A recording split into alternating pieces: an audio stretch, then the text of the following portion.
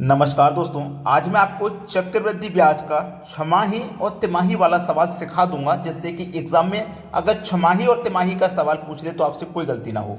ठीक है, आपको करना क्या है, जब आपका छमाही का सवाल रहे तो जो टाइम रहेगा 2 से गुना कर देना और जो रेट रहेगा 2 से डिवाइड।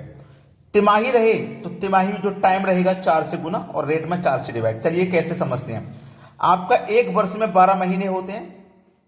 अब जब छमाही कह देगा तो 6 महीने के दो दो ईयर हो जाएंगे, आधे आधे साल के।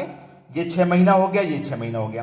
ठीक है, यानी कि जो ब्याज है आप छमाही दोगे, यानी कि पहले 6 महीने में दोगे, फिर दूसरा ब्याज दूसरे 6 महीने दोगे। टोटल इस तरीके से पूरे 12 महीने का होगा।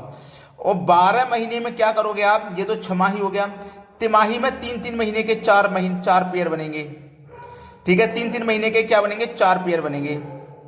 3-3 महीने के देखो, ये 3, 3, 6, 3, 9, 3, 12। पहले 3 महीने में ब्याज दोगे, फिर दूसरा 3 महीने में दोगे, फिर तीसरा 3 महीने में दोगे, फिर चौथा ब्याज 3 महीने में दोगे, जब जाके टोटल आपका 12 महीना होगा। आप 6-6 महीने करके दोगे तो भी 12 महीने का, 3-3 महीने करके 4 बार दोगे तब भी 12 महीने का। तो 2 बार देते हैं तो 6-6 महीने करके देते हैं, छमाही हो जाएगा, और 3-3 महीने करके देंगे तिमाही हो जाएगा। तो अब 6 महीने के कितने पेयर बने, 2। छमाही में 2 पेयर बनते हैं, इसीलिए टाइम में 2 से गुना और रेट में 2 से डिवाइड। और तिमाही में 4 पेयर बनते हैं, तो इसलिए 4 से गुना टाइम में और 4 से डिवाइड। समझ में आ गया ना। प्रश्न देख लेते हैं, अच्छे से क्लियर हो जाएगा। अब देखते हैं सवाल। अगला प्रश्न है, 30,000 रुपए का 20% की दर से 1/2 मतलब 1.5 वर्ष हो गया। इसका हमें चक्रवृद्धि ब्याज कितना होगा, जबकि ब्याज की दर अर्धवार्षिक है। अर्धवार्षिक मतलब आधा आधा वर्ष है, तो छमाही हो गया। ये एक फॉर्मूला होता है, मैं आपको लिखवाता हूं। मिश्र धन बराबर मूलधन। ठीक है, मूलधन याद रखना, गुने 100 में जोड़ेंगे आप, जो रेट होगा उसको बटे में 100, और जितना समय उतना गुना, जितना समय दिया रहेगा उतनी बार उसका गुना कर देंगे हम। अब समझ लीजिए, मैंने आपको क्या बताया था, ये छमाही वाला है ना, तो टाइम में 2 से गुना और रेट में 2 से डिवाइड करेंगे। तो टाइम मेरा 1.5 वर्ष का है, इसमें 2 से गुना करूंगा तो टाइम हो जाएगा 3 वर्ष।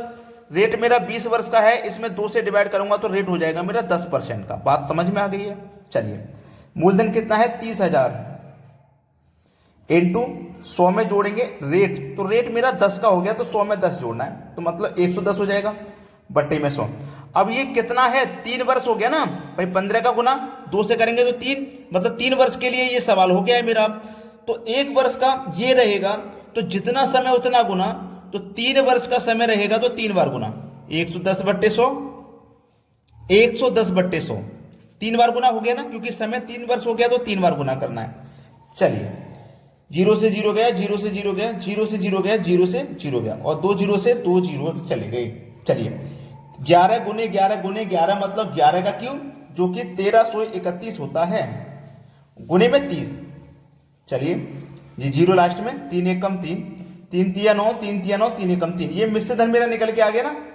अब मुझे क्या बताना, ब्याज। तो मिश्र धन में से मैं मूलधन को घटा दूंगा, तो मेरे पास ब्याज ही तो बचेगा। तो कितना बचा, 9,930 रुपया मेरा ब्याज हो गया। ये है मेरे सवाल का सही जवाब। समझ में आ गई ना बात। अब देखते हैं अगला सवाल। अगला प्रश्न है, 8,000 रुपये का 40% की दर से 6 माह का चक्रवृद्धि ब्याज ज्ञात करें, जबकि ब्याज की दर तिमाही है। देखो, ब्याज की दर कितनी है, तिमाही। तो तिमाही के लिए मैंने आपको क्या बताया, जो टाइम रहेगा 4 से गुना और जो रेट रहेगा 4 से डिवाइड। तो टाइम मेरा यहाँ पे 6 महीने का है, इसमें 4 से गुना कर दूंगा, 6 चौको 24, और 24 महीने का मतलब क्या हो गया, 2 वर्ष हो गया। ठीक है, रेट मेरा कितना है, 40, 4 से इसमें डिवाइड करूंगा, 4 दाम में 40, तो रेट मेरा 10% हो गया। अब प्रश्न को आसानी से कर लो उसी फॉर्मूले से जो मैंने आपको बताया था, मिश्र धन बराबर। ठीक है, मिश्र धन बराबर मूलधन, जो कि मेरा 8,000 है। ठीक है, 100 में जोड़ेंगे रेट, रेट मेरा 10 का है, तो 100 में 10 जोड़ेंगे 110। कितने समय के लिए है, प्रश्न 2 वर्ष के लिए है ना, तो इसको हम 2 बार गुना करेंगे। 110/100 2 बार हो गया ना। चलिए, अब इसको कटाइए, 0 से 0 गया, 0 से 0, 2 0 से 2 0, 11 11 का गुना करो तो 121 होता है, और गुने में कितना, ये 80 है। कर दो भाई मल्टीप्लाई, 0 लास्ट में, 8 एकम 8, 8 दुनिया का 16 का 6, यहाँ से लगा 1, 8 एकम 8 और 1 9। ये मेरा मिश्र धन आ गया निकल के। मूलधन कैसे पता लगेगा, भाई मूलधन कैसे पता लगेगा, जब हम मिश्र धन को माइनस कर देंगे, यानी कि 8000 को माइनस कर देंगे तो बचेगा ये 1680। सवाल खत्म हो गया। 1680 आपका ब्याज हो जाएगा भाई। बहुत अच्छा तरीका मैं आपको सिखा रहा हूं, जिससे कि आप बहुत कम समय में प्रश्नों को कर पाएंगे। अब देखते हैं अगला सवाल। अगला सवाल है आपका, चक्रवृद्धि ब्याज की दर से कोई धनराशि 5 वर्ष में 2 गुनी हो जाती है, कितने समय में 8 गुनी होगी। बहुत अच्छा सवाल। देखिएगा, कोई धनराशि 5 वर्ष में 2 गुनी हो रही है, 2 गुनी, 5 वर्ष में 2 गुनी, ठीक है, याद रखना 5 वर्ष में 2 गुनी हो रही है।